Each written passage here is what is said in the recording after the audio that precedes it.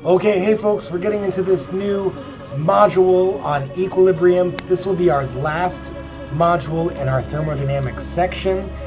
You have talked about equilibrium in just about every single one of your chemistry classes here, so we're only going to touch on this briefly, and we're just going to add some of those lovely P-Chem details that you might have missed in some of your other courses.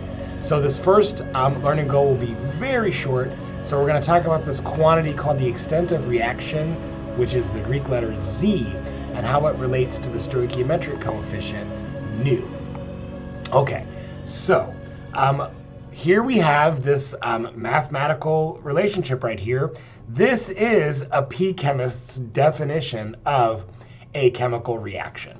So it says 0 equals the sum of nu sub j, where nu sub j is our stoichiometric coefficient. Okay, so right, it is our balancing coefficient. And j here is the chemical identity. So for example, let's suppose we have some generic reaction that goes as the following. 2A plus B makes 3C plus D. Okay? So the way that this works, because all of this has to equal 0, the stoichiometric coefficients on the reactants are treated as negatives, and the stoichiometric coefficient on products are treated as positives. So in other words, nu sub A equals -2, nu sub B equals -1, nu sub C equals +3, and nu sub D equals 1, right? Remember, just because the 1 is not there doesn't mean that we don't have a coefficient for it, okay? Or in other words, we could think of this reaction as 0 equals -2A minus B plus 3C plus D. So that's how that sum is treated. So additionally, we're going to introduce this other new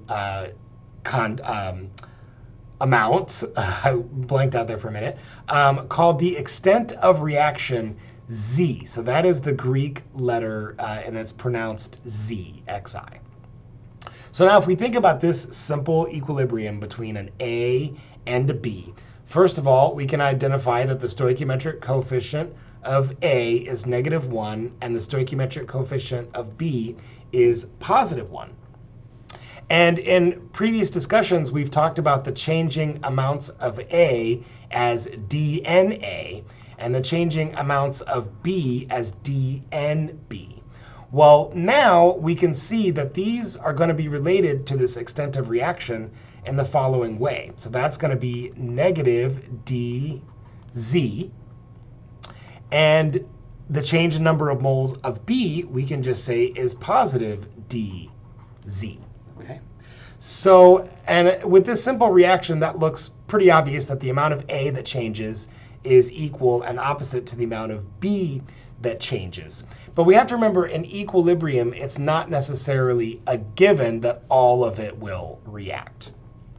So in a more generic way, as we might imagine then, we can write the changing number of moles of J as the stoichiometric coefficient of J times this quantity dZ.